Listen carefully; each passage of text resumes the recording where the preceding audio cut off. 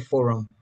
We're happy to have you as we expand the scope of pharmacy practice, looking into sports pharmacy and how we as pharmacists can key into this very niche but very important aspect of pharmacy practice. The African Pharmaceutical Forum, as we know, is the African regional forum of the International Pharmaceutical Federation, and we hope to receive you. If you are not yet a member of FIP, we ask that you go to the FIP website and become a member of FIP. And if you are joining us from within the African region, we would like to interact with you and get to know you more. We're on a mission to increase our membership, our footprint across Africa, and you can join us. You can help us in achieving this mission. Thank you very much for being here. Other members of the EXCO will be with us during the event. Thank you very much. Over to you, Nicholas. Thank you so much, Prof. So we have just a few announcements and house issues. The first announcement is this webinar is being recorded and live streamed via YouTube. And this recording will be available on our website, www.events.fip.org. And you may ask questions using the question box, the Q&A box. And you are welcome to provide feedback to webinars@fip.org. And if you are not yet a member of FIP, join us today. You can visit our website, www.fip.org/membership_registration. Next slide, please. Okay, then there's also a new feature on Zoom, which enables you to have a translation into your language. So the first step is turn on captions. Second step is you enable the translation toggle. Then step 3 is you choose your preferred language under my caption language, and it's easy to follow. Next slide, please. And FIP would like to thank the African Pharmaceutical Forum for supporting this online event. Okay, so this is a special sports pharmacy digital event, and we know that the scope of practice for pharmacists is evolving every day. In this digital event, we will be addressing the sports pharmacy practice and the role pharmacists play in sports pharmacy. The event will include clinical sports pharmacy,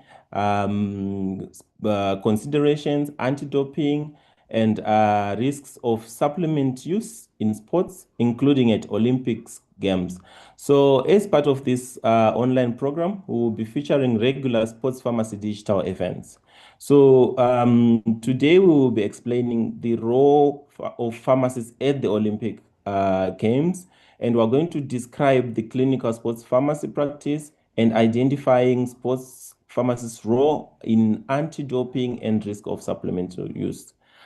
I'm now going to introduce our 3 speakers for the day. We have Dr. Mark Stuart, and he's presenting the topic titled Pharmacy at Olympic Games. Dr. Mark Stuart is currently the Drugs, Health and Development Manager for the International Testing Agency in Lausanne, Switzerland, and is also a current member of the World Anti-Doping Agency Prohibited List Expert Group, and he is a pharmacist member of the International Olympics Committee, the International Olympic Committee Health, Medicine and Science Commission Games Group. And Dr. Max Stewart led the pharmacy services for the London 2012 Olympic and Paralympic Games, and he has worked in pharmacy and anti-doping roles, numerous Olympic, Paralympic, European and Commonwealth Games. Dr. Max Stewart, the floor is yours. Thank you.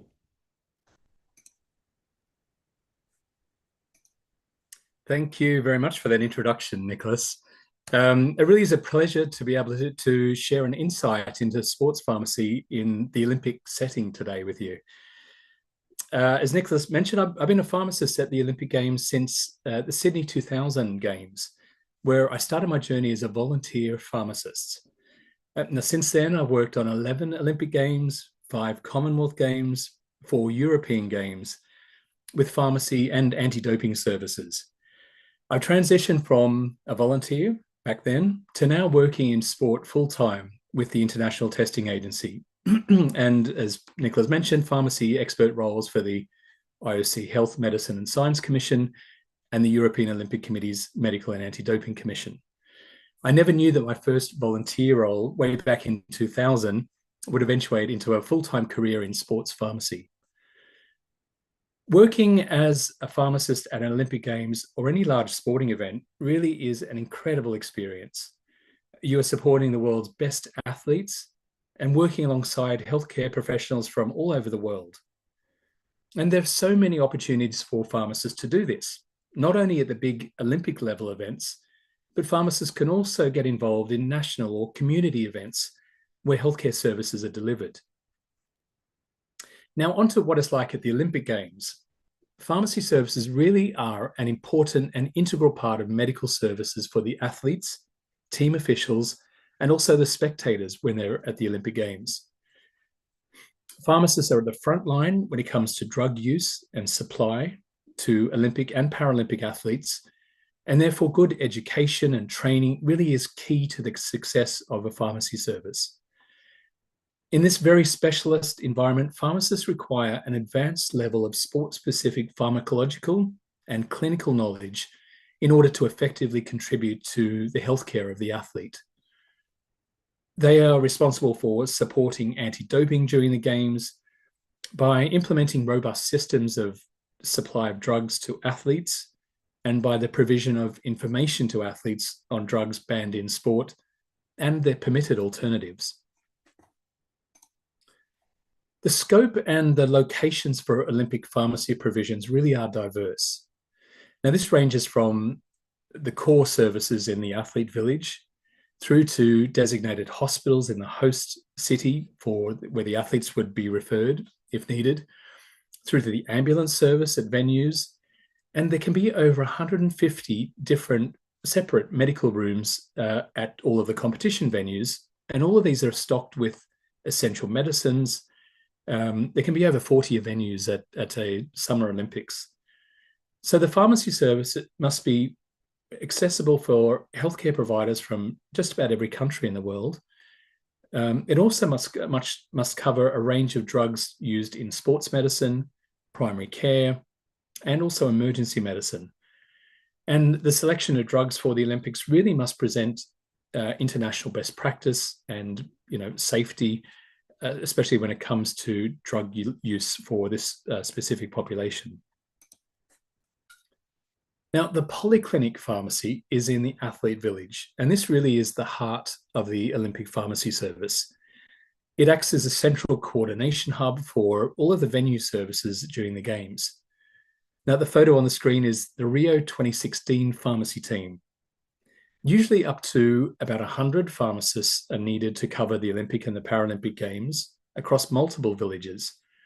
And around 60 pharmacists were actually involved in the delivery of the most recent Summer Games in Paris last year, 2024. Now, pharmacists will dispense prescriptions for both the local doctors working in the host country, but also to around 1,500 visiting team doctors who are accompanying the athletes to the Games. They also supply all the medicines to all of the clinical departments within the polyclinic, and this could be dentistry services, physiotherapy, the emergency department, and many other departments. It's like a mini hospital. It can be a very busy service, and usually we'd expect over 6,000 prescriptions to be dispensed over the course of the Olympic and Paralympic Games. Now, I want to show you a few photos of Olympic pharmacies over time to give you a bit of a picture of what it looks like, what it feels like to work at the Olympics. Now, this is the Beijing 2008 Olympic pharmacy. Now, the pharmacy is always at the front of the polyclinic. This allows best patient flow so that the athletes can collect their prescription on a way out after they've had the specialist consultation with potentially sports medicine doctors, physiotherapists, and often this is always free of charge actually at the Olympics. Now, pharmacy services do evolve over time and are often very unique to the host country. and also according to the local regulations, the laws, and the professional practice of pharmacists in that host country. London 2012, here's some photos of the pharmacy at those games. This pharmacy was really built to reflect the evolving professional role of pharmacists in the United Kingdom. This is the first time a pharmacist-led minor ailment scheme was provided at an Olympic Games. And you can see the design of the space was really to enhance athlete communication. We had low counters for the wheelchair athletes during the Paralympic Games. And this really reflects, the pharmacist's frontline role in terms of communicating to the athletes, providing clinical information about the drugs that are being dispensed. Move forward 10 years, and we had the unprecedented circumstances for COVID for the Tokyo 2020 and the Beijing 2022 Winter Olympic Games. There's some photos of Beijing 2022 on the screen. Now, these were the first games ever held in a pandemic, and it really had a big impact on the way that the pharmacists delivered the Olympic pharmacy service. Now, interestingly, there was a significantly lower volume of prescriptions dispensed at both of these games compared to previous Olympic Games. There was less drugs dispensed for upper respiratory tract infection and also less drugs for gastrointestinal illnesses. Now, this was likely due to the very extreme but very effective infection control measures in place for COVID, but which also had an impact on other infectious illnesses within the athlete village. Now, these illnesses really can impact the athlete performance in the Olympic context. So overall, both of these games were very healthy games, very healthy athletes competing in them. Now, fortunately, the most recent Summer Games at Paris 2024 was mostly back to normal with regards to the COVID pandemic. The Olympic and Paralympic Pharmacy in Paris was run in collaboration with the French National Hospital Pharmacy Network. And there's some photos there of the main pharmacy site and the team in Paris. There was dozens of pharmacists and also pharmacy technicians delivering this service. In Paris 2024, it was really great to see a number of international sports pharmacists as part of the Paris 2024 team. And those pharmacists not only from France, but also United Kingdom, from Turkey and other countries. The pharmacy services for all of the Olympic venues were coordinated from this central hub within the Paris Olympic Village. There's a number of drug safety mechanisms in place at the Olympics to prevent inadvertent doping. And this is integrated into the design of the pharmacy service and their systems. For example, pharmacy shelves are labeled with the World Anti-Doping Agency's status as to whether a drug is prohibited or permitted in sport, as a reminder to the dispensing pharmacist. Often the electronic pharmacy dispensing system will also alert the pharmacist when a prohibited drug is dispensed.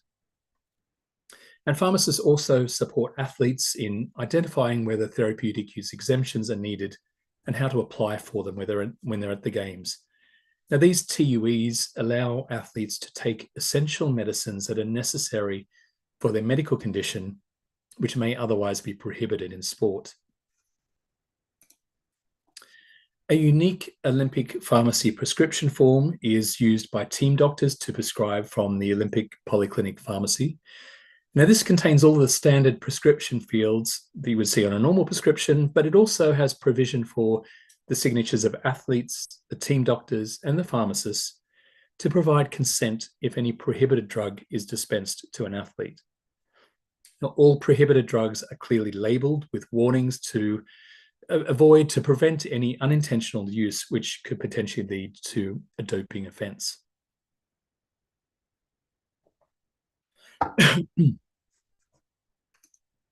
A pharmacy guide is developed with information on drugs available in the host country, along with the current WADA status.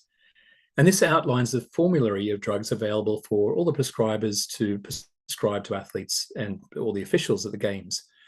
And this document will have all drug monographs covering common brand names, the indications, side effects. Now, the set of medications that are available at the games is really focused on the clinical need of athletes, particularly for the treatment of sports injuries. And it really needs to provide a selection of drugs that represents medications that are recognized internationally, given that we have prescribers from so many countries using this formulary.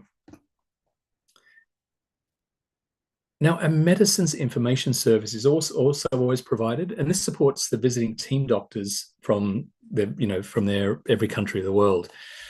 Now, pharmacists will provide support for things like clinical drug information, information about international medicines, potentially local options, about the status of drugs in sport, and information about supplements, their risks, and how to apply for therapeutic use exemptions for athletes. So this service is always in place.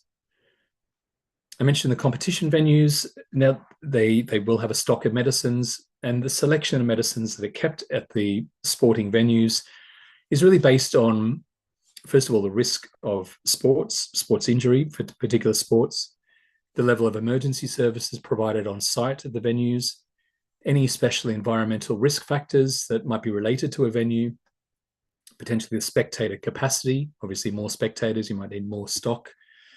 And of course, the skills and competencies of the medical team that's on site delivering care to the athletes. The International Olympic Committee has recommended a set of drugs that should be available at all Olympic venues during the Games. Standardized sets of drugs are coordinated by the pharmacy team, and there's different sets of drugs for different scenarios. On the screen, you can see a few of those. We have a first response bag, and this might have simple analgesia like paracetamol, through to medical bags with a full range of equipment and drugs to deal with most medical emergencies. As I said, the photos are there of some of the different drug kits that are kept at the Olympic competition venues. Now, since 2016, a separate stock of non-urgent medicines is also available in the athlete medical rooms at all of the venues. Now, these non-urgent medicines cover things for primary care conditions, sports injuries, first aid, and the pharmacy team will manage these stocks throughout the Games. You can see a photo here of the pharmacy team at the Pyeongchang 2018 Winter Olympic Games, overseeing the stock management of drugs at the venues for those Games. Now, in 2019, the IOC and the International Paralympic Committee introduced the first Olympic and Paralympic model formulary. This was developed in response to previous wide variation in use and availability in medicines and the differences between different host countries historically. This new set of drugs sets the international standard for which drugs are to be made available for prescribing and to be at all of the competition venues.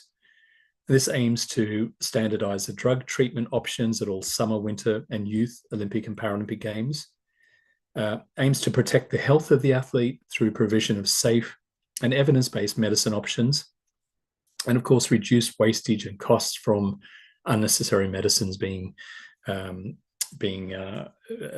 needed at different sites. You might be interested, the second edition of this Olympic and Paralympic model formulary has just been published on the IOC website.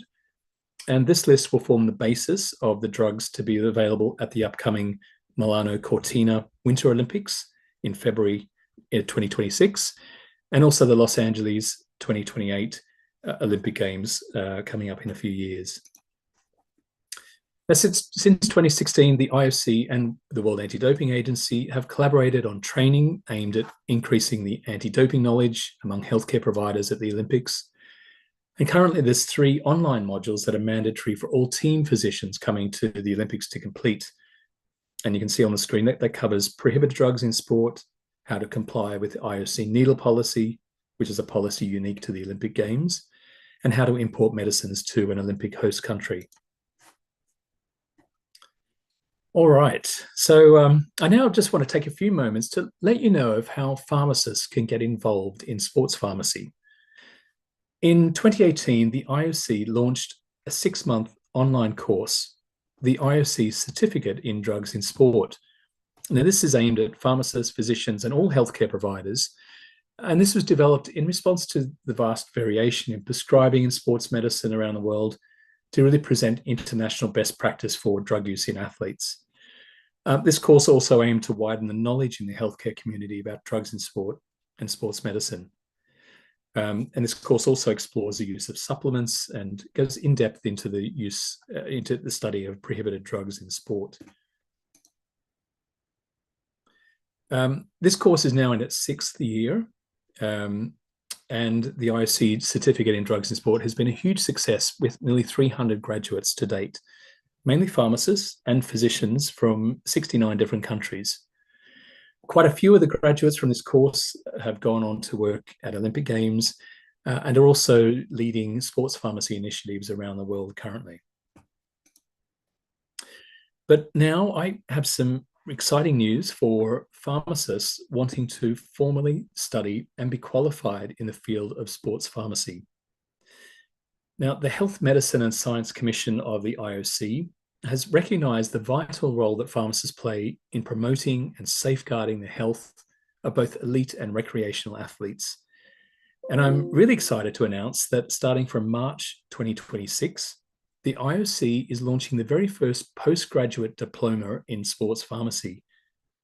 This is a fully online 1-year part-time program. This IOC diploma is specifically for pharmacists, and it will equip pharmacists with the specialized knowledge needed to optimize athlete health, well-being, to support their performance, and to uphold the principles of clean sport. The new IOC diploma in sports pharmacy will be awarded by the International Olympic Committee, and students will have the opportunity to graduate in the Olympic capital of Lausanne in Switzerland. I'm also really excited to announce that the IOC diploma in sports pharmacy has been recognized by the International Pharmaceutical Federation and has recently been awarded the FIP seal. And as such, there will be special discounts to the enrollment fees for FIP members.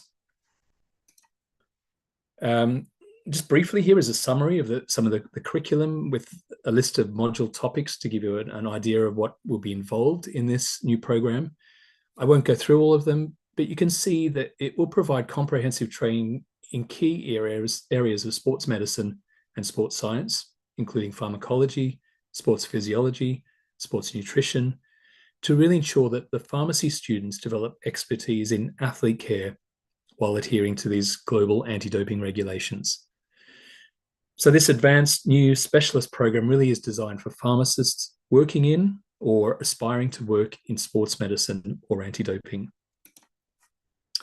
I'm just putting my email address back up there on the screen again. If you would like to be notified when enrollments are open and the program is launched online, which it will be in the coming weeks, please email me and I will let you know when further details are announced. I'll also put this email address in the chat so you can refer to that. So on that, I hope this has given you some insight into pharmacy at the Olympics and highlighted the need for expert pharmacy education for pharmacists working in this unique and very specialized environment.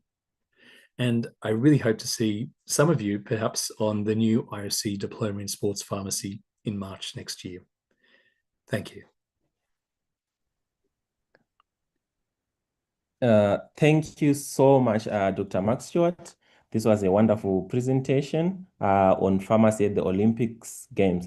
So to those who just joined us, please note that this event is recorded and is being live streamed on the FIP YouTube profile, and it will be available at www.events.fip.org. And all those listening, please feel free to send in your questions through the question and answer box, and we will be picking those questions up throughout the session. Our next presentation is going to come from Miss Ashley Anderson, and her topic is clinical sports pharmacy considerations.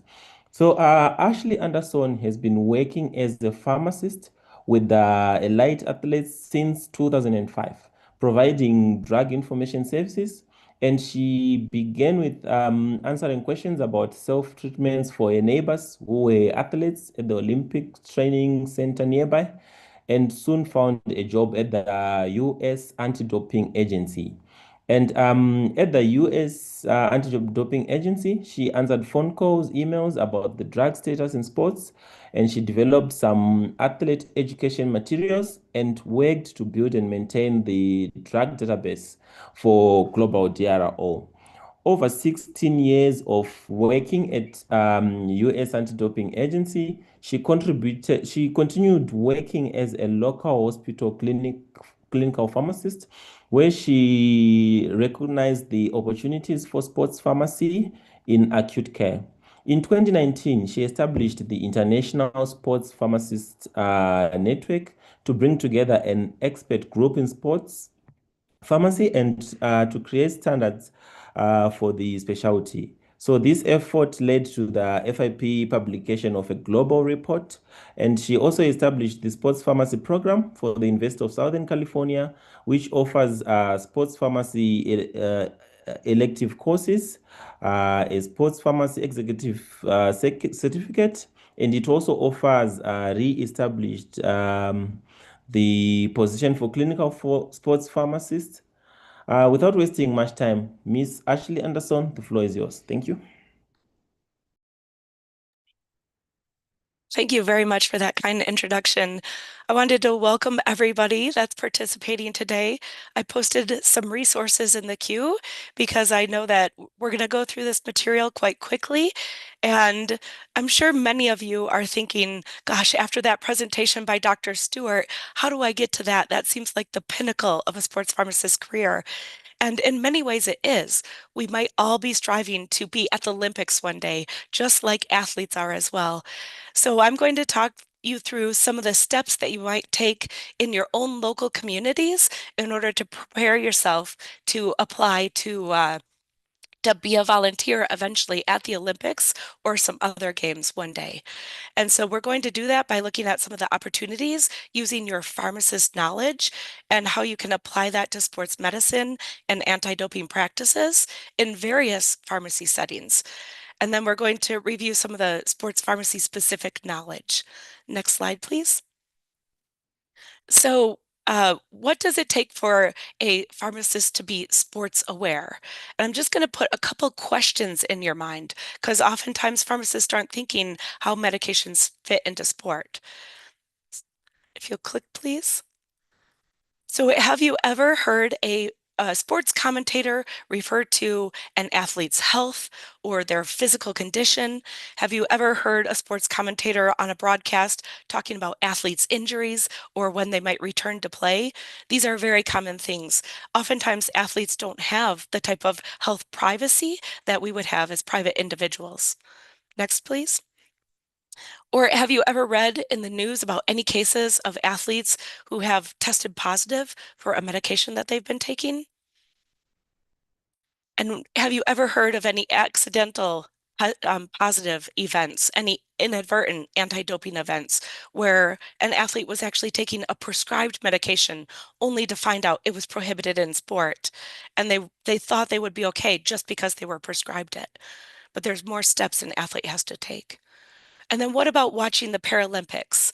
The Paralympics are growing year after year, and oftentimes those athletes have unique medical needs and many medications, complex medical issues that are underlying their life as an athlete.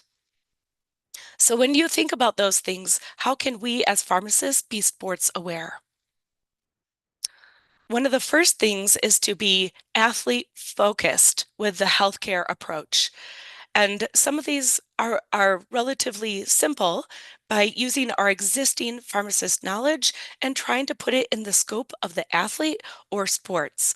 For instance, how does physical fitness fit into this person's overall healthcare? That may be exercise medicine when they're trying to lose weight or get more in shape, more toned up. This could be part of primary care, and it can also be part of preventing or trying to reverse chronic diseases. It may be from the perspective of sports injuries or orthopedic issues. For instance, we're often working with student athletes who have stress injuries. Sometimes that might be related to poor nutrition intake, or maybe they're overtraining, doing too much training with the specific type of sport that they're pursuing. And how do we help them as pharmacists maintain their best health or return after an injury? And then with specialty areas, when we're focusing on athletes, there are many opportunities for pharmacists to help sports dietitians with sports nutrition, helping athletes with asthma control, working with athletes who have diabetes, or working in emergency medicine, as Mark described at some of the events. Understanding antibiotic stewardship, because athletes are often taking antibiotics, maybe to the point that it would be considered overprescribing. And then we need to be aware as well of cardiology issues and how that affects young athletes or athletes as they age. And then there are unique patient population considerations that we have for athletes. Athletes can have underlying chronic medical conditions that we want to make sure these don't flare up because of their sport, or how can we help them better manage those underlying conditions? And as I mentioned, we often see this in para-athletes. And then we have the recovery of athletes. This might be an athlete recovering after an injury or illness, but it can also be the recovery phase when they're resting after intense training. So this can be a daily recovery that we're talking to athletes about. And then there's retirement. Athletes go through transitions as they're building up in their career and then as they're weaning out of their career as well. And with athletes who go from an elite status to a retired status, they might go from having a whole community, a whole entourage around them providing support for the decisions that they're making around medications. And then once they retire, that support no longer exists. So it's a good opportunity for pharmacists to step up and help with their personalized managed healthcare. And then we can also consider how to interpret the anti-doping code. This takes some special education in order to be able to correctly interpret the nuances in the anti-doping code, and we'll give you some resources in order to become more well-established in how to interpret that. We can provide athletes with counseling and specialized drug information, and we can also educate the healthcare professionals that work with athletes, but also the coaches, the parents, and the other athlete support personnel. And as pharmacists, we should be able to recognize as well that we are stakeholders that can give feedback to the World Anti-Doping Agency about the status of drugs in sport. Do we agree with them being prohibited? Is there more restrictions that should be considered? What does this look like in the clinical setting when we're actually working directly with the patients in our local communities? Next slide, please. So you may be asking yourself, do athletes as otherwise healthy people actually take medications? And the answer is yes. As otherwise healthy people, athletes actually take a large number of medications. And here's just 2 examples, but there are many others. For instance, almost 70% of the players in the men's FIFA World Cups between 2002 and 2014 reported using at least one medication at some point during the competition. Most often, they were using analgesics. And you might be surprised how often athletes don't know how to properly use analgesics and might be putting themselves at risk. Another example is that between 40 and 100% of athletes, depending on their sport and level of competition, report taking supplements, vitamins, or sports drinks. How can pharmacists help athletes in this sector? Next, please. So when we look at the role of the pharmacist in just our everyday job, we're often providing drug information to our consumers, to the public that we're working with, or to our patients. And when we put that in a sports perspective, it's just a matter of changing the resources that we're using. So we personalize the drug answer by modifying our literature searches to include sports perspective, sports medicine, and looking up how this would work in someone who is exercising more often, as opposed to looking at the treatment in that medical condition specifically. So we want to understand the impact of medications or supplements on the athlete's performance, and then how would we need to adjust that for restrictions for anti-doping rules. To establish a clinical sports pharmacy perspective, we need more awareness of exercise physiology and general anatomy. And in order to do that, we can find some good direction in the IOC consensus statements that already exist around common medical conditions that athletes experience.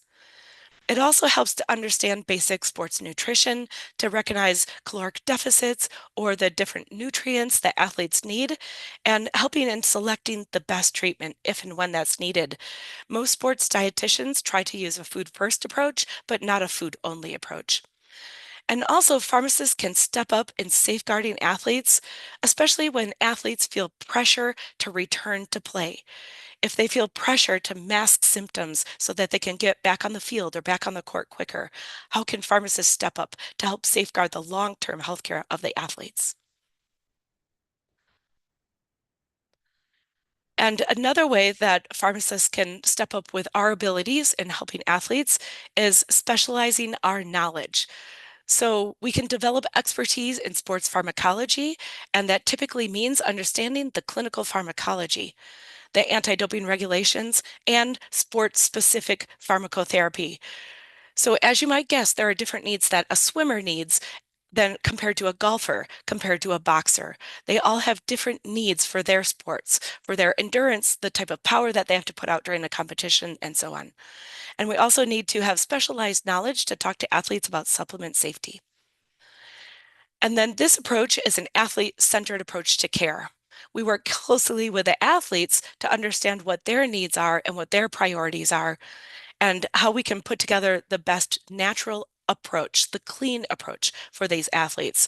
But we also want to help athletes refocus on their long-term health, because oftentimes they're focusing on what they need right now to be the best competitive they are, as their athlete identity often is who they are. So we want to refocus them on their long-term health. And then also discussing with athletes how we manage their risks around the medication use or dietary supplement use, educating the athletes directly about safe medication selection and use, and also monitoring for drug side effects. And we can take a lead role in reporting those side effects. And then interdisciplinary collaboration is a huge part of what a sports pharmacist can do, pulling together the whole picture of how medications fit into this athlete's lifestyle.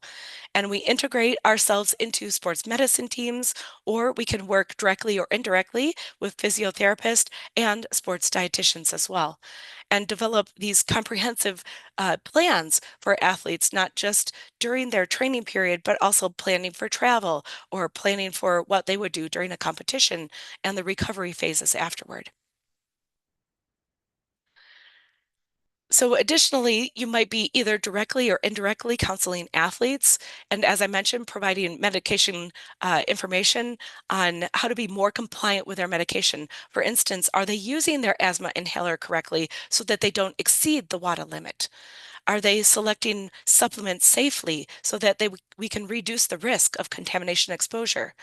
What about pain management or strategizing to either prevent injuries or recover from injuries?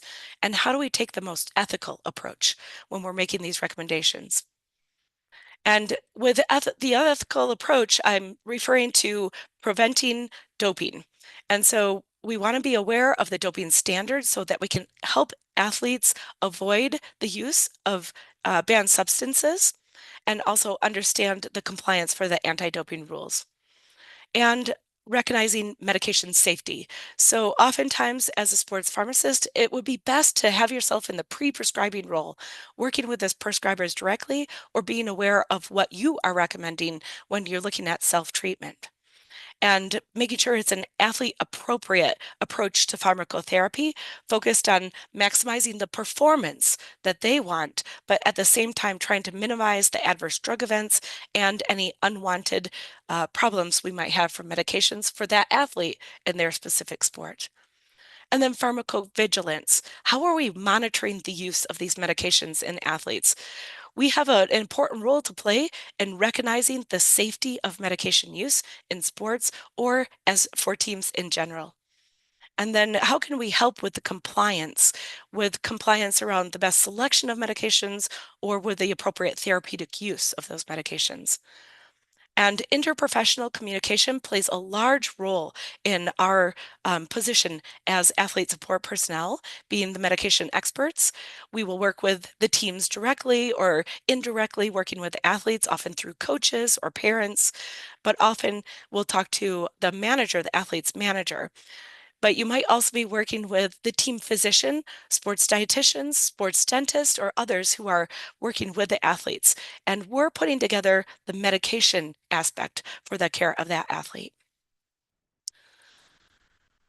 So here are some resources to give you more insight on what sports pharmacists have done in the past and opportunities for sports pharmacists. I've put these as resource links in the chat. The first is the FIP guidelines for the role of the pharmacist in the fight against doping in sport, published in 2014, and all of those are still relevant today. And then in 2022, we did an analysis of what education is being provided for pharmacists in the current pharmacy school setting. And we found that there is still a gap in what pharmacists are being educated about in the way of sports, exercise, and anti-doping. So we recognize that there is a gap in pharmacist education at the level of the pharmacy curriculum. And so there's a report on that, but also some examples of what pharmacists were doing as of 2022. And then there's also guidance in the Olympic Medical Code, and I have the link for you there as well. And we'll take a quick look at the FIP guidelines. It's broken up into a couple of sections, and here I have posted for your reference because these slides will be made available, so we won't go through these, but these are some ideas of how you as a pharmacist can help athletes. Next slide, please. This is an overview of the content of the document that we put together and is published through FIP for the practice and education. It is an analysis of the current literature up to 2021, and it is around sports pharmacy education, but also an introduction to sports pharmacy as a specialized practice. It has grown from a niche practice of just a couple hundred pharmacists in the world to thousands of sports pharmacists now titling themselves as sports pharmacists, and how we put that into practice and prevent the misuse of drugs in sport. And so you'll find examples in that report.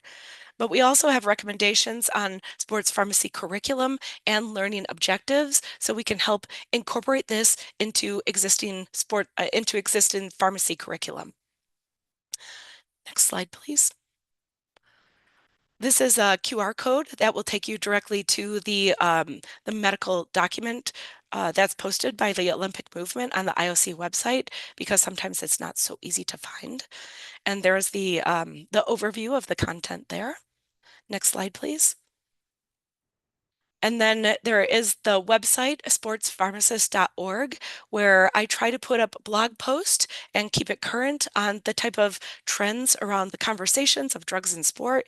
I help offer clinical insights. This is really information that I've put together over time to give you resources as a pharmacist working with athletes. So, of course, best practice would be to pursue, for instance, the IOC diploma that will be available in 2026. But until that time, you can always take steps to better understand how you as a pharmacist right now can begin to interpret your medical knowledge into a sports setting to better work with athletes. And you take the opportunity today as well to network with those who are participating.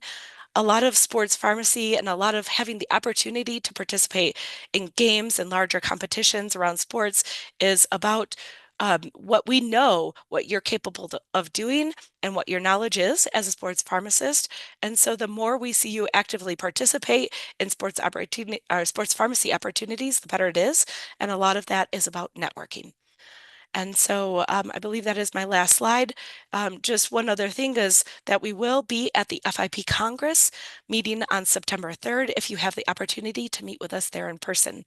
Here are some of my references. And yes, and you can reach me through the website or my email contact as well. And I'm on LinkedIn as well. Thank you very much for your time.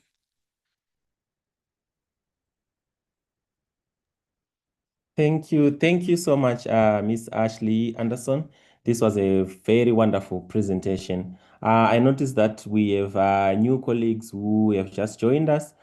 Please note that this event is being recorded and is being live streamed on the FIP YouTube profile, and it will be available at www.events.fip.org. And to those who are listening, please feel free to send your questions through the question and answer box, and we'll be picking up those questions throughout the session. Then we have our last presentation, which is going to come from Miss Nilhan Usman, and the topic she's going to present on is pharmacists' role in anti-doping and the risks of supplement use.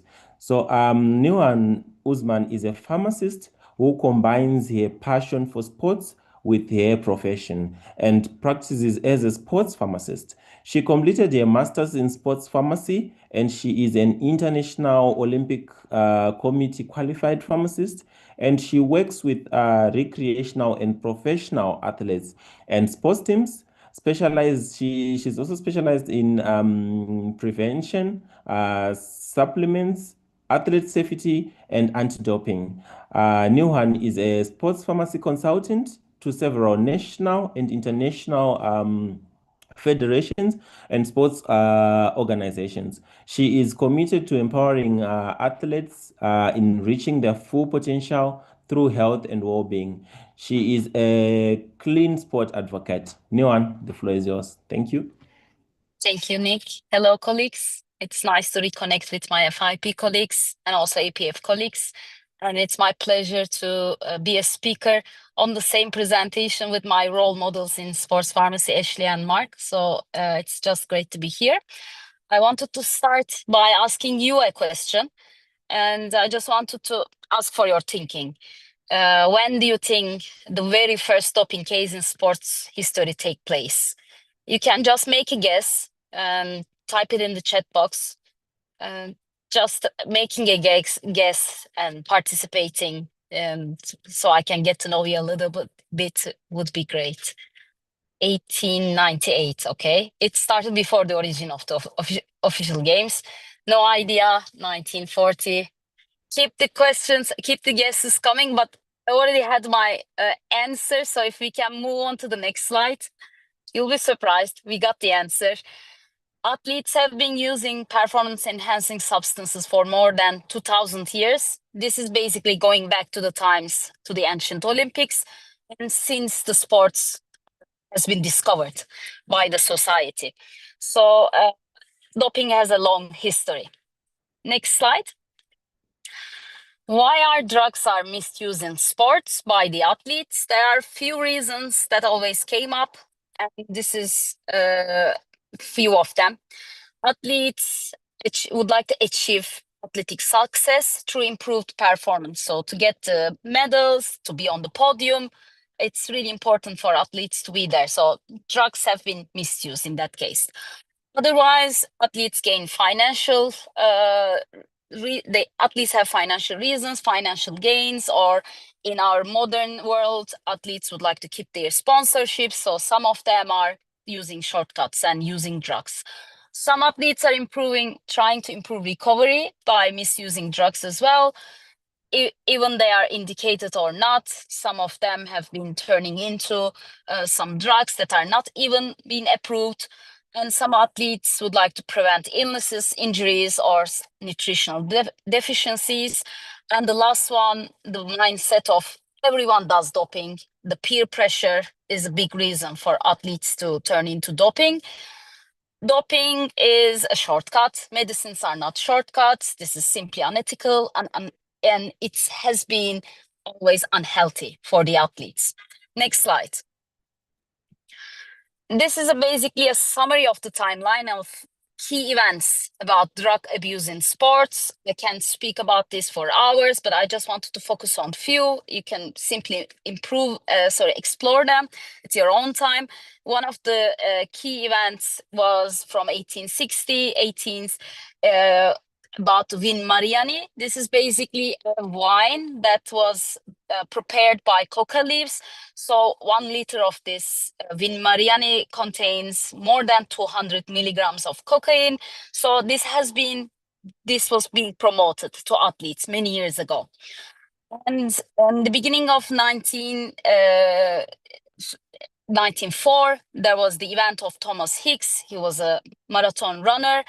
And in one of the Olympic Games organized in the United States, he was given strychnine, a highly toxic product, in order to complete the marathon. He completed, but he collapsed right after the event. So athletes were given highly toxic products in order to improve their performance.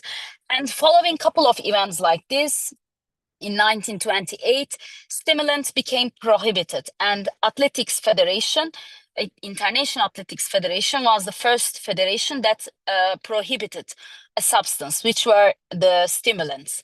And then there came the first synthesis of first anabolic androgenic steroid, which is known as the Anabol, in 1954. This was synthesized by a physician that was basically the team physician of the US wrestling team, weightlifting team, apologies. And then following this kind of incidents and events, in 1967, the IOC, International Olympic Committee, has established a medical commission, and there was the first prohibited list, which was containing stimulants and narcotic analgesics.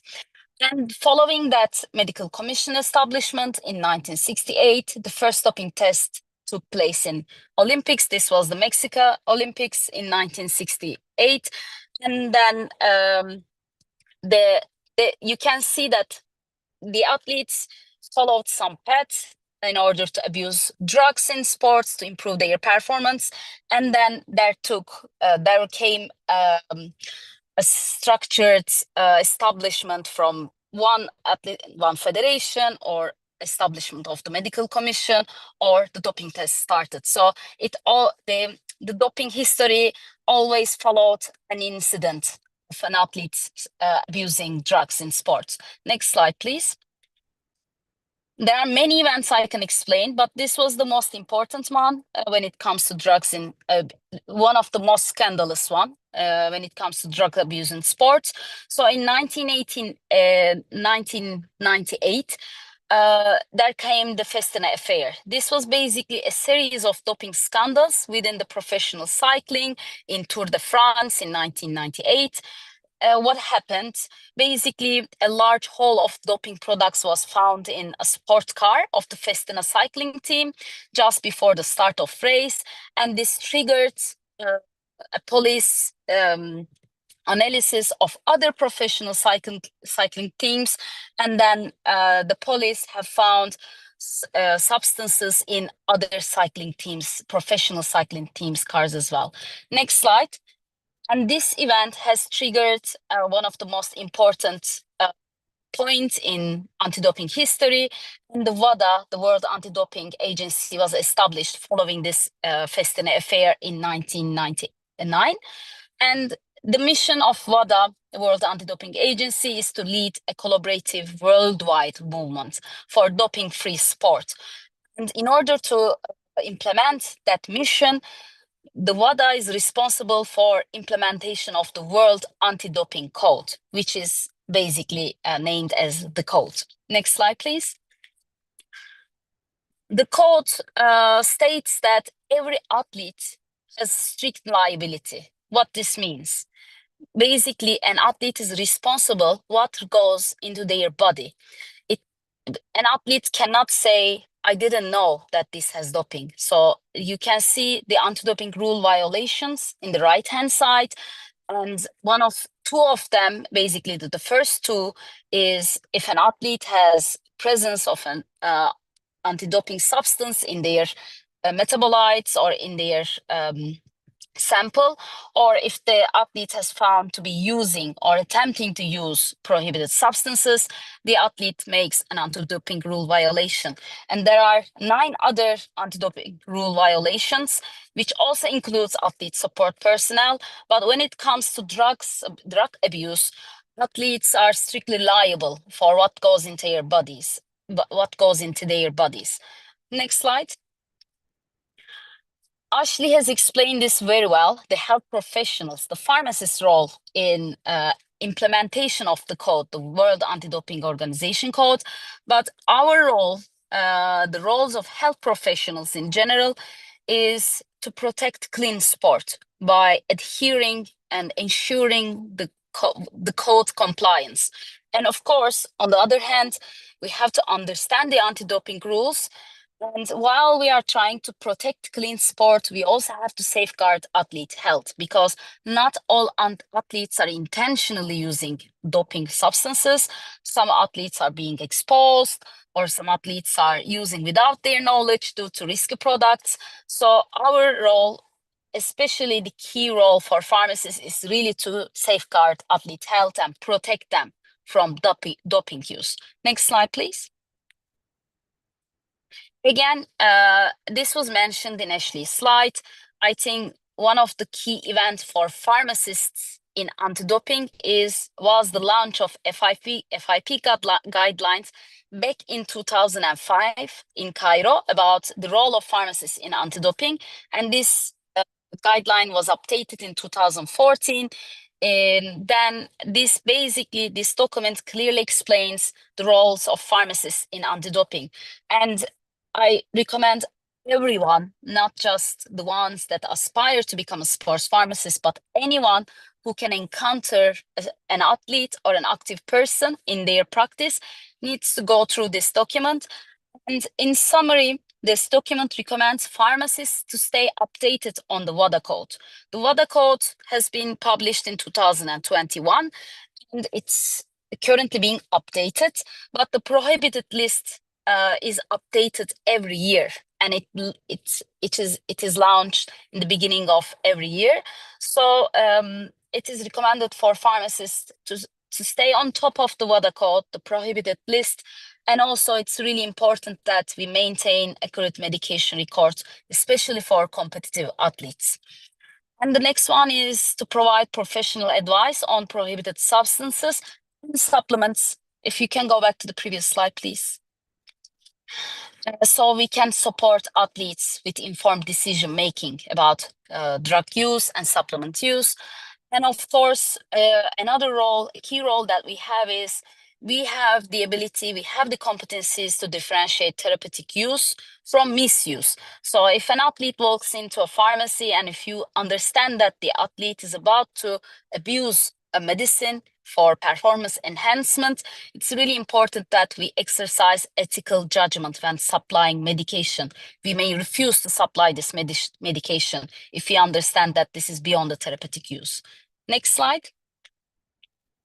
So the prohibited list, I mentioned this a couple of times. As I mentioned, this is updated every year by WADA. And how the medicines or methods are entered into this prohibited list, they have to meet 2 of the following 3 criteria that I'll share with you. So if a drug has potential or it enhances sport performance, it may be a prohibited substance. And the second one is if a substance represents an actual or potential health risk. The last one is also if it violates the spirit of sport, so it gives an athlete an advantage, a competitive advantage. This may also mean that a substance is considered prohibited. So if a substance is meeting 2 of these criteria, then it goes into the list. And WADA also has a watch list.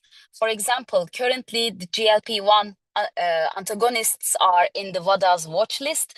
So it may be, they may have potential to go into the prohibited list. So currently they are being analyzed whether they are enhancing performance, whether they are have potential health risks to the athletes, or whether they are violating the spirit of sport. So it's really important to stay on top of this list every year.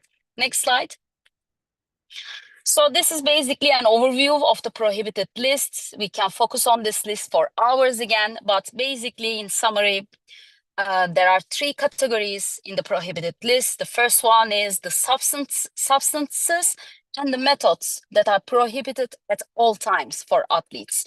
So there are anabolic agents, there are beta-2 agonists, there are diuretics, or when it comes to the methods, for example, blood doping, gene doping, or cell doping are considered prohibited at all times, in competition and out of competition.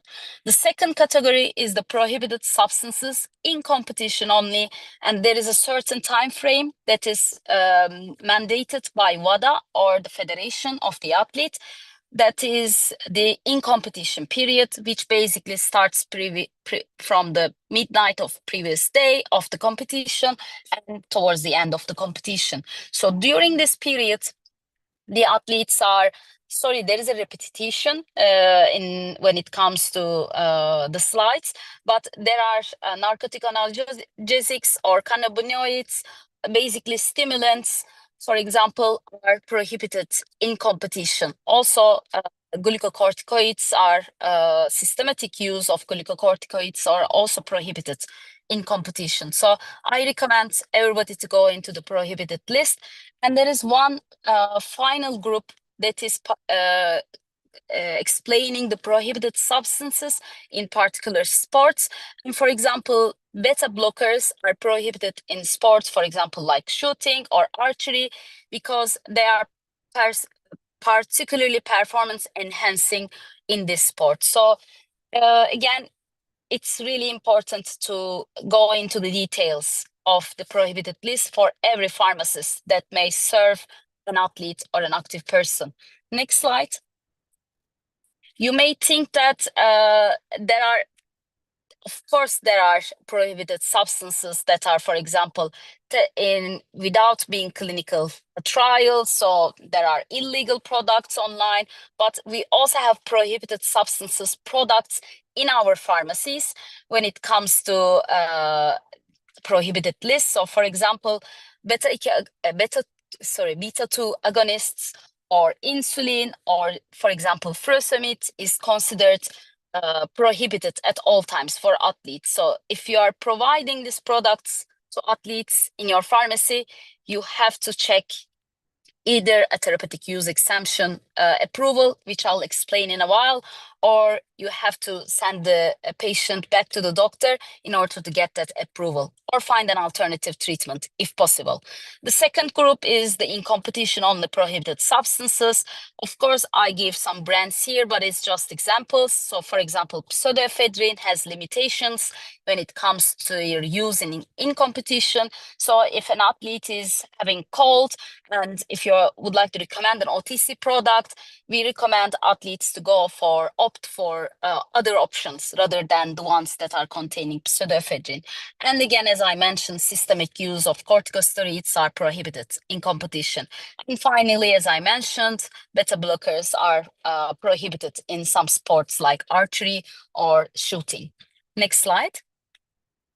So I was going to ask this question, but Ashley has already answered it. So if an athlete has a prescription for a prohibited substance, for example, if an athlete has a diabetes 1, they have a prescription, this doesn't mean that the athlete the athlete is allowed to use this prohibited substance in sport. So what's going to happen? Next slide. So there is also an international standard developed by the World Anti-Doping Organization, WADA, which is called the therapeutic use exemption. So there might be situations when an athlete patient has a legitimate medical need to use a prohibited substance or a method. And prior to the use of this prohibited substance, the athlete must obtain a TUE, a therapeutic use exemption, through the TUE application process, through their national anti-doping organization or through their federation. And the role of a pharmacist here, as I explained before, to guide the athlete to a TUE application process, or if you're offering over-the-counter product, it's really important then that we can offer an alternative medication if possible. Next slide. So this is a very important tool for all pharmacists to know. Of course, this tool is available only for certain countries, but for example, this tool is not available in my country. It doesn't list the prohibited substance in my country. However, I use it as an important resource. It's called Global Drug DRO.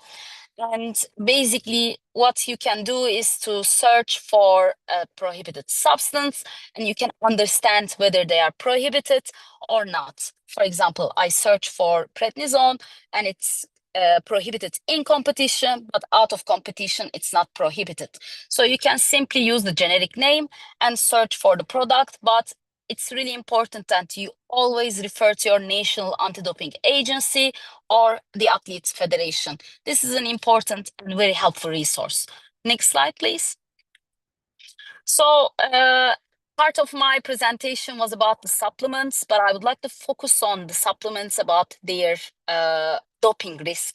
And I wanted to ask a question to you about what's wrong with the ingredients of this supplement. It's hard to read, so if you can go to the next slide, just throw a few guesses. If you can read the ingredients very quickly, I can also read them for you. So this is basically a protein powder. It's a protein blend that has milk protein isolate, egg albumin, hydrolyzed casein, amino acids, glutamine, some of the peptides, some amino acids, and it has bovine colostrum and some basically tastings like cacao powder and flavors. If you can make a guess, if not, no problem, just for the sake of time, I'm gonna skip that. But if you go to the next slide, there was nothing wrong with this, with the label of this product, but when they have done tests on the ingredients of this product, they'll find out that there is an anabolic steroid included in this product, which was not indicated on the label. So this is a huge risk when it comes to supplements. Either it may be contaminated, or sometimes in order to provide a benefit for the product, sometimes the producers include anabolic steroids to the, for example, muscle building products, or for example, they include stimulants like sibutramine to weight loss products. So there are some risky products available in the market when it comes to sports supplements. So we have to be really careful. And I think we are the most responsible health professionals when it comes to protecting athletes and active population from risky supplements. Next slide, please. So this is a recent study, and I think it's very scary. 1 in 3 supplements sold online found to be contain banned substances. This is a recent study from Sports Integrity Australia, and they have picked random supplements that are sold online, and they have found that 1 in 3 supplements include banned substances. So this is basically showing the huge risk that are around the supplements. Next slide, please. So what are the associated risks other than the ones that I showed you? So the first one I shared with you was that some supplements may list ingredients on the label differently than how they would appear on the label. Either they just don't include it on the label, or they add different names that they don't look like the ones are on the prohibited list. So an athlete wouldn't understand that there is a prohibited product or a substance in the supplement. The second one is this is a big market. There are fake supplements, especially the ones that are sold online. So they usually have the huge risk containing banned substances.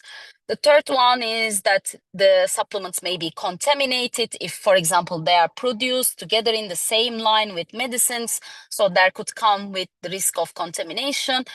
And the less risky ones is, for example, an athlete is using for a supplement for a nutritional deficiency, and if the supplement is not containing the amount that is listed on the label, this is a risk for the athlete, because the athlete is needing that, needing to cover or correct that nutritional deficiency.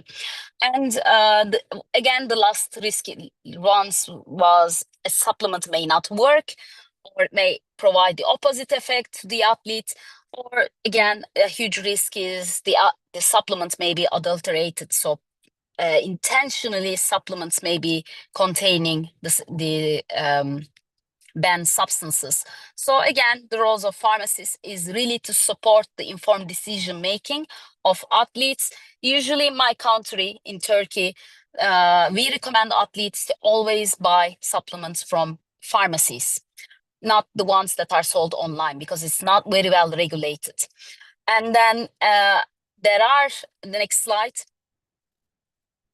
there are supplements sold in the market that have third-party testing. So these are some of the third-party testing companies that are basically looking into the batches of supplements and checking if they have a prohibited product or not.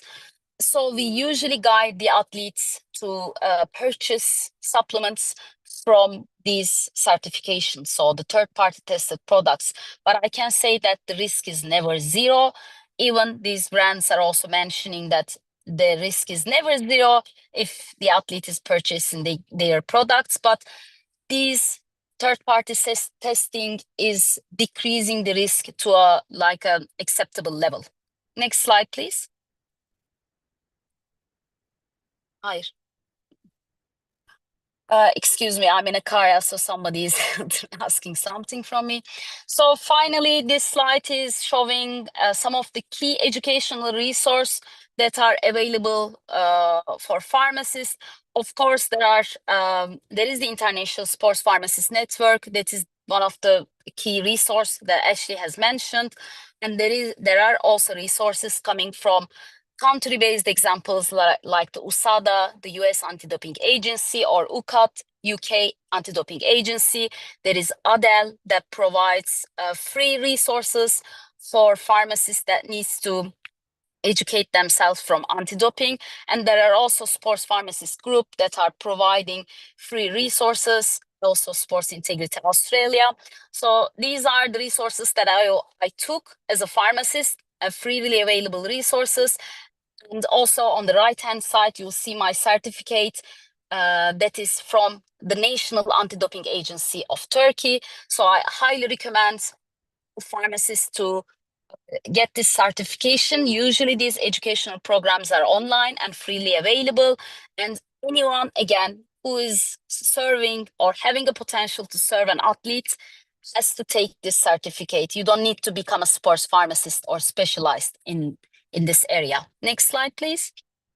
And finally, if you'd like to stay in touch, feel free to reach out if you have any questions. I'm on several platforms, and also with another fellow sports pharmacist, we are using a podcast platform to share some useful information about sports pharmacy. So feel free to go into the Performance Prescription Lab podcast to hear about some of our perspectives on sports pharmacy. And I guess that's my last slide. Yes. Thank you very much for listening to me, and happy to answer any questions. Thank you so much, Niwan, for this comprehensive presentation on pharmacists' role in anti-doping and risks of supplement use. So this leads us to the question and answer section. Prof. Arinola, can you please take us through? Thank you very much, and I'd like to. Okay, thank you. I was going to ask Ali to drop the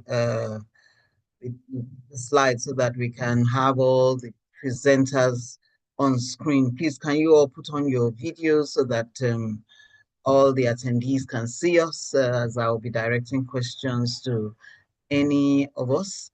But I'd like to start with the question that I tagged that I wanted to answer live from the beginning, and it has to do with remuneration. So somebody asked, and I'm going to paraphrase that question, that is the payment for being a sports pharmacist worth a full-time role? Someone participating in it as a full-time role. I know that Mark said that he started as a volunteer and now he's been doing it for over 25 years now. So what's the payment like? And is it good enough for a full-time career? Mark, I'll start with you. Thank you. Thank you, Professor. I think it really depends on what setting you're working as a sports pharmacy in. And I think, as Ashley mentioned, sports pharmacists can work in the hospital setting, in the community pharmacy setting, and I guess the salary for pharmacists in those scenarios are kind of quite standard. Often a sports pharmacist won't be a sports pharmacist for all the time of their career, but they may be involved in athlete treatment, in various sort of interventions in the community pharmacy. In a hospital, you might have an athlete come in, for a sports injury where you might contribute to their care. Certainly at the Olympic Games, a lot of the work is voluntary. It's usually for a 2-week period during the Olympic Games. But so for me, I think that volunteering is probably one of the best opportunities to really get involved as a first step in working as a pharmacist in sport. As I said, not only the Olympics, but there's so many national events going on. There's local marathons. So I think really have a look at the sports calendar in your own countries and in your own regions, and get in contact with the teams that are delivering the medical services there. For me, those volunteer opportunities really have opened doors. And I know a lot of pharmacists are working full-time in sport. They're working with the national anti-doping agencies, with organizations like the World Anti-Doping Agency. But generally they're paid as a general sort of pharmacy salary, if you like. But please do think about volunteering, because it's a very rewarding thing to do. Thank you. Ashley, you would like to contribute to that question? Yeah, absolutely. So when I have had times in my career where I've focused full time on being a sports pharmacist, and I did find that I did burn out in being so specialized. And so I have transitioned into even different areas of sports pharmacy over the years, maybe about every 2 years. So focusing on elite athletes to focusing on high school athletes. Now I'm working in my local elementary schools to talk about medication safety to much younger children. And it helps to spread yourself over your areas of interest, and that way, it keeps you a little bit fresh. Yeah. So, and as you gain experience, you can obviously increase your prices for consulting, but it's absolutely a career that can be made as a full-time career. Neelan, over to you. Same question. Only, I think most of the things said by Ashley and Mark, I agree. I actually, some of you may know, I took off from my FIP role to get into sports pharmacy some years ago. So I gave a sabbatical to educate myself. Then I got into the practice, and I started by volunteering. I followed some of the recommendations from Mark and Ashley. So I did a lot of volunteering in my own network in order to become a trusted person about the specialty. And in my country, sports pharmacy is not well known. So before I can ask for the compensation, I had to show the value, the added value I can give to the teams. And after that, as I was able to show the value, then the job opportunities came. I'm currently an independent consultant, but I can say that I do maybe 10 different things, working with the federation, supporting some Olympic athletes, also helping some recreational athletes, also supporting some teams. So it really depends on how would you like to, what type of work you would like to do. But if anybody would like to transition from a traditional pharmacy role to sports pharmacy, I think usually it's using your current area and grow in that area, and then perhaps you may find some full-time opportunities over time would be my recommendation. That was my journey. Thank you so much. Thank you very much. There's a question on the platform that talks about, and I'm going to combine two questions together, and I think I'll start with you, Neilhan. Talking about female athletes that have, we females with our periods and the various things that we use around our periods, and then for patients that have chronic conditions that need particular medications that may not have an exemption, that may not have an alternative, so how are those managed if these people, female athletes, and then those with chronic conditions that need some of these products that may be on the prohibited list? How are they handled on a regular basis? Thank you. Thank you. Female athlete health is a very important topic. I think over time, there will be roles for sports pharmacists that can especially focus on female athlete health. There are actually some colleagues, and I'm actually one of them. And when it comes to using medication for female health-related issues, I think if there is a legitimate medical reason, always the female athlete can apply through their physician to get therapeutic use exemption. If there is an alternative, of course, the patient will be guided to the alternative. But if it's medically essential, I think there is a high probability that the female athlete will get an approval. We know that there are some cases that, for example, an athlete has been on certain medicine for years, so they can repeat this approval for a longer period of time. So when there is a legitimate medical reason, it's possible for female athletes to use certain medicines. But of course, we can discuss that for particular athlete, for particular substance. So it's really a case-by-case situation. Thank you very much. I'm going to direct the next question to Mark. And the question is talking about how would you practice as a sports pharmacist without conflicting roles with physiotherapists, for instance? I think the role of a physiotherapist and a sports pharmacy, they're two very different fields of practice. But certainly in the sports setting, it is a very close-knit, multidisciplinary team that you are usually working with. And I'm thinking, major games and at sporting events, often, you'll have the pharmacist, you'll have the sports physiotherapist, you'll have a sports medicine doctor, maybe a radiologist. And there really is this sort of sense of collaboration, of this multidisciplinary approach. Particularly, when you're looking at elite athletes, often their treatment needs to be done very fast. It needs to be, there's various levels to it. There's it could be the initial treatment of an injury, but then there's also the recovery and the sort of the longer term sort of treatment that often the physiotherapist will get involved and, provide information about exercises and physical sort of interventions.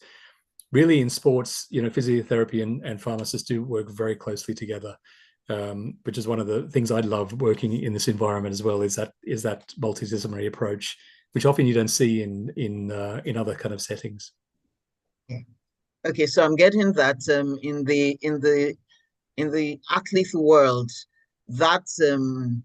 that understanding of each other's roles and respect for each other's roles seems to be something sacrosanct in this industry. Is that what I'm getting? Absolutely, yes, definitely.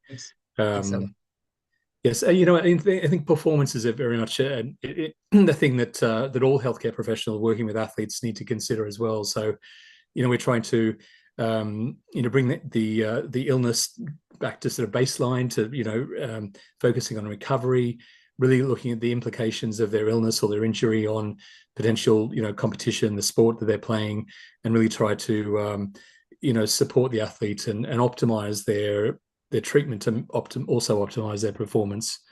So absolutely. Thank you. Ashley, this question is for you. It's from a third year in PharmD program student in the US. And she says, what steps should I now take in order to be qualified as a sports pharmacist? Is there a way she can qualify as a sports pharmacist from now, or she needs to complete her training and then get on it like postgraduate programs? Because I'm asking this question because for many of us in Africa, sports pharmacy is not something that is very, very well defined. You know, so trying to go into sports pharmacy, it would likely be at a postgraduate level. But in the US and the UK, I'm probably sure that that's dynamic maybe there. So if you could just share that. Thank you. Yeah. So the first is to complete the free online training that's available through WADA Adele, and then to participate in your national anti-doping agency's online free program. If that's not available in your country, UK anti-doping and US anti-doping both have free online programs that are openly available. And then another thing in the United States that's required is the US Center for Safe Sport, which is learning how to recognize and report abuse or mistreatment among athletes. And so those are typically three foundational trainings that are required for pharmacists to even begin to work with elite athletes in the United States. In the United States, is a little bit different. There's no defined qualification. And so even though any pharmacist can use the title of sports pharmacist, obviously there's the baseline of being a registered pharmacist, and then understanding the nuances of the anti-doping code and then the particulars for that athlete's sport. And I just wanted to comment as well about physiotherapists. So whether it be dietitians or physiotherapists or dentists or whoever you're working with on that athlete's team, they're going to have very different levels of knowledge and understanding of medications as well. And so when we play the role of the medication expert, we're oftentimes filling in gaps in their knowledge. And I have, in the United States, a physiotherapist could be a physical therapist or an athletic trainer. And athletic trainers do have a master's level degree, so similar to a physio in other countries, but they do not have much exposure to education around pharmacotherapy. And so we'll discuss with them using different routes that might be safer for the athlete, like exploring a topical NSAID, for instance. But I've also noticed that they tend to think of over-the-counter medications as being safer, and they do not really think about the prohibited status as much as we do. So two other areas that we can help them as well. And, as most of the athletic trainers say in the United States, the anti-doping perspective is really low-hanging fruit. Why would pharmacists not grab that? So starting there is oftentimes an easy in so that you can begin talking to them about how to interpret the WADA prohibited list. Thank you very much. There's a question which I think I will contribute to, and I would ask Neilhan to also contribute to.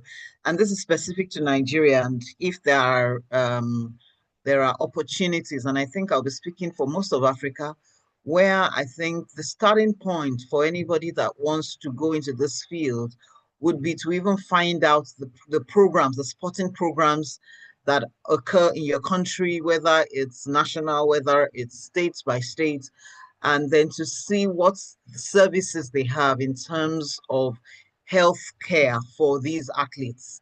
They would likely have a medical team that may not have a pharmacist, that may have never had pharmacists, and you can begin to volunteer there. As Mark has said, volunteering is the beginning of the journey. And when you show value, as Neilhan said, you show value, you show that you can contribute something to the team, then you can then begin to build a career from there, from the volunteer perspective, and then you build it up as you go on. Again, I'm not sure we have a specific anti-doping agency, but these trainings that have been shared on the platform are available online, free to anybody that wants to use it. And if you are equipped with these trainings already, you can immediately begin to show relevance in whatever sports events that you have access to within your community in Africa, in Asia, or wherever it is that the sports pharmacy may not be quite as developed as it is in the UK and in the US. So Neilhan, and I think we're already out of time, but Neilhan, if you could just share a bit more about your background, where In Turkey also, there's no defined, defined sports pharmacy before you took it on. How you were able to transit into this role? Mhm. Actually, even though there are no defined roles in Turkey, we have some colleagues who have spearheaded the sports pharmacy for years in Turkey. And actually, this is the 10th year of sports pharmacy in Turkey. We are going to have an international conference later this year. And my colleague Somer Helvacı, he actually worked for the Paralympic Services in Paris. So he have followed the IOC course that was shared by Mark. And through that knowledge, he actually have worked hard in order to establish educational programs in Turkey. I'm proud to say that we had launched the first ever postgraduate program in sports pharmacy in Turkey. So this was the first in the world. And then it followed by several countries.